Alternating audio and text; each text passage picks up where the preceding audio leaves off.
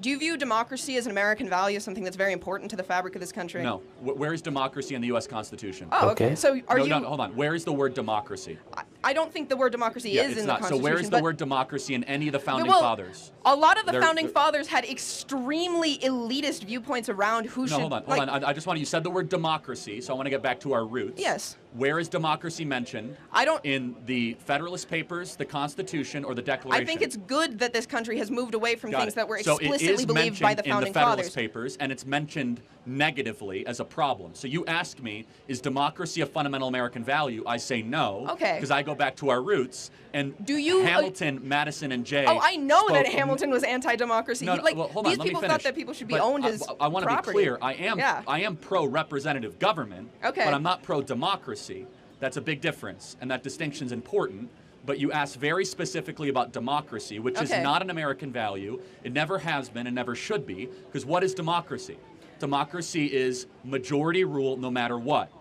That there's no provisions of checks and balances, no inalienable rights, no separation of powers, pure if the majority gets it, the majority wants it as quickly as possible. I don't advocate pure democracy. I do understand that we live in a representative, we live in a republic, and I understand these things. representative government. Okay. And you might say I'm splitting hairs on words, but I'm not. Well, just coming from a place where on some level we have a level of democracy in this country and people vote and it is part of their civic duty to vote. Sure. Yes. Do you not think it is in the greater interest of this country at large that its citizens are as educated as possible to therefore be able to participate in that system? I think they should be as wise as possible, and I don't think that education and wisdom are the same thing. Yeah, in fact, I understand. I think college disincentivizes the cultivation of wisdom. In the age where, there is such a hypersaturation of, and we've seen this, extremely polarizing, different, people are getting their news from wildly different sources. Yes. People just don't interact with the other side at all. Do you think that being an autodidact, in any sense of the term, is going to give you a thorough and rigorous education if you are, so likely to end up sucked into these holes where you're never interacting with people who that's not my only form of learning. I meet a lot of cool people. I learn from people like you and others. I mean, I'm listening when you're talking. It's not just a shtick. You haven't won me over on any of it, but you had an opportunity to. But I'm glad you attempted to. But yeah, I mean, you learn in other ways other than just sitting in a classroom, listening to a professor drone on for 90 minutes and pretending to read his book and paying $20,000 a semester to cheat on the exam at the end of the semester. I think college is what you make of it. I agree. So is life. People are selling themselves short on their education if they don't. You can listen to as many podcasts as you want. You can meet interesting people. And academia does have an actual level of You have to prove that you're worth your salt, at least to have peer-reviewed papers published, which you don't have to do to start a podcast. If you get a PhD, yes, but hold on. So is your contention that I'm not informed or not worldly or not wise? I want to be clear. I'm not making any claims about your specific level of being informed. I'm saying the general rhetoric on the right against education, against higher education specifically. Why do you think it is? Is it because you think we hate smart people, or is it that there's something happening here that we really think is troubling? I think it's much easier to control people who are less educated. See, now you're a conspiracy theorist. So, no, it's... Anti-intellectualism is a hallmark of fascism. Do you think we're against higher education because it largely has created an ungrateful, unprepared generation that goes into the American body politic and does not share the core American values of freedom of speech, gratitude for our founding, consent of the governed? In fact, it's hyper-radical. And it's against our traditions, our norms, and our customs, and it's created massive fissures. We call that the woke mind virus, if you will. Okay, that makes... It's not because people are easier to control. In fact, we love learning. I learn every day. In fact, that's why I'm pro-Hillsdale College, where it's probably one of the hardest colleges in the country to get into and graduate from. The problem is that when you are learning largely trash and crap, and you're not going in the pursuit of truth, beauty, or goodness, and you're not trying to inculcate wisdom or good character... There's no oversight on online political punditry to make sure that you're in pursuit of wisdom and goodness. No, of course you directly profit from propagating viewpoints that are more polarizing and that suck people deeper into more conspiratorial thinking. Hold on. What you're doing is you're actually insulting the audience, not me. because the vast majority of this audience actually enjoys watching my videos and they enjoy hearing from me. I never said your audience didn't enjoy watching your videos. You say I'm profiting. The way you do profit, like you financially, you make a ton of money from getting more clicks. The audience rewards me because they find that I bring some value. Well, I don't and that they necessarily learn something think from that me. whatever gets the most eyes question. on a specific. But it's easy to attack me as exploitation. What I say is actually very popular and resonates with people. Thank you for your time. I appreciate it. Thank you. That's a very interesting one, of course, listening to the lady, of course, trying to make a point, especially on democracy.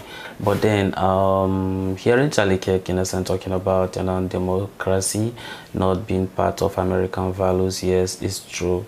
But then at some point it tends to be adopted or is being adopted, and then that's what is being used, in a sense, in electing people into offices. And then that is the reason why, of course, he has been advocating for people to go and vote. So imagine that democracy is not there, which is basically always about, in a sense, the majority rule. But imagine that the democracy is not there. Maybe probably we could have been maybe in some kind of monarchy, or maybe probably having some of the monk, you understand, ruling us, right? But then that's why America decided to adapt it, right? So if the democracy, in a sense, is not there, then why do you have to advocate for people to go and vote? It means that it's actually the majority that will definitely still rule, right? So that's my own position, you understand, on that. But then coming to issue about, in a sense, people, in a sense, going to school, to whether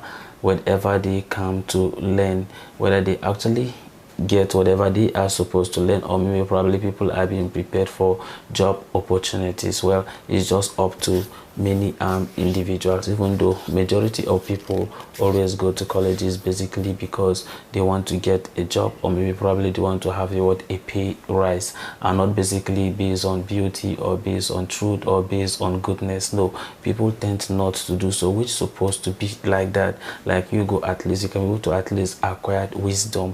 When we are talking, you can be able to like have some kind of knowledge, right? And then when you're able to like apply those knowledge, is called wisdom. So those are some of the things that we expect, in a sense, from people. But then at the end of the day, the reverse is the case. That is not what, in a sense, we are getting. And then that is the reason why, in a sense, people end up, in a sense, going to school without actually understanding what they are going to become at the end of the programs. And then that's why they will go to school, they will graduate, and then probably you go to a job place and you may not be required, or even if you understand you have been employed, then you got to realize that whatever you go and get the degree from, that you may not actually, in a sense, make use of some of them. Well, some might argue and say that, but at least you have the exposure, you are able to like meet people, you network with people, you get to meet several people from different, in a sense, field. So that very exposure, in a sense, matters. Well, of course, it's actually, in a sense, a logical one.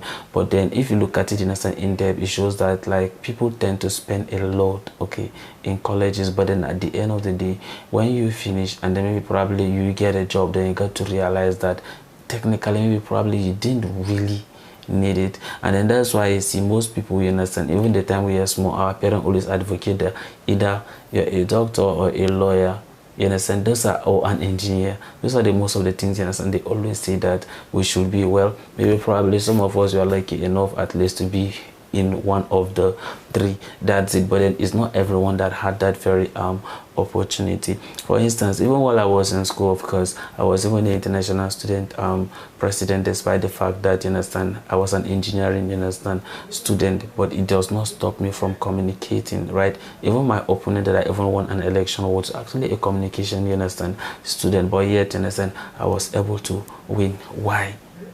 You understand? So I will not say that, understand, do some certain things that we may study may not necessarily, understand, limit us, but then it's not up to we as an individual.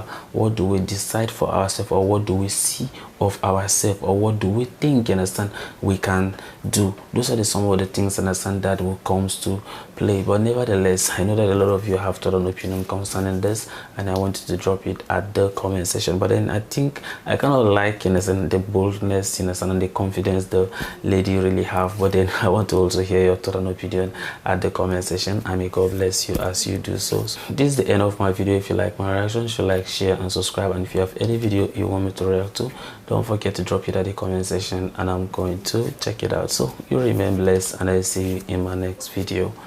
Bye bye.